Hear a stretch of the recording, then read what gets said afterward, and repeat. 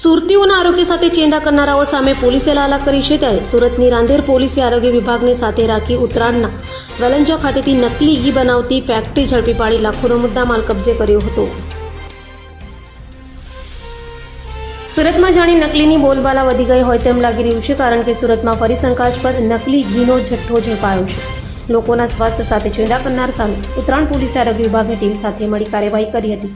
ઉત્તરાયણમાં આવેલ ઉમરા વેલંજા અવસર પ્લાઝામાં પોલીસે દરોડા પાડી ત્યાંથી સહજાનંદ અને ગજાનંદ નામના પેકિંગ કરી વેચવામાં આવતું હતું શંકાસ્પદ નકલી ઘી ઝડપાયો હતો. પોલીસે સ્થળ પરથી 3.50 લાખની કિંમતના શંકાસ્પદ ઘીના ડબ્બા તથા 1.44 લાખથી વધુની કિંમતની મશીનરી, એસેસની બોટલ, કલરની બોટલ, થર્મોમીટર સહિત કબજે કરી નિહાર મોવલિયા અને પિયુષ સાંઘાણીની અટકાયત કરી વધુ તપાસ હાથ ધરી હતી. મારું નામ રિયાઝ જંબત, ફૂડ સેફ્ટી ઓફિસર, સુરત મહાનગરપાલિકા.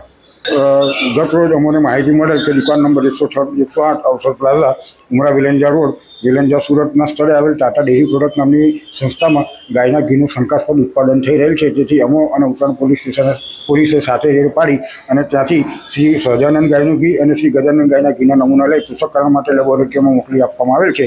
તેમજ ત્યાં શંકાસ્પદ 582 કિલો જેટલો જથ્થો મળી આવેલ, જે જથ્થો સીઝ કરવામાં આવેલ છે.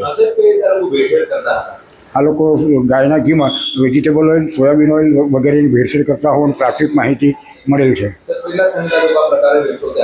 આ લોકો 2-3 મહિનાથી આ વેપાર ચાલુ કરતા હતા.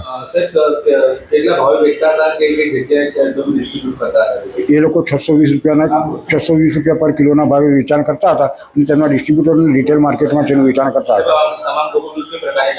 આ તમામ લોકો વિરુદ્ધ ફૂડ સેફ્ટી સ્ટાન્ડર્ડ પ્રમાણે આગળની કાર્યવાહી કરવામાં આવશે. અભય થઈને નિષ્પક્ષતાથી નિરપેક્ષ રીતે વાસ્તવિકતાનો અરીસો રૂપી સચોટ માહિતી લાવતો સત્યની સાથે અભય ટાઈમ્સ.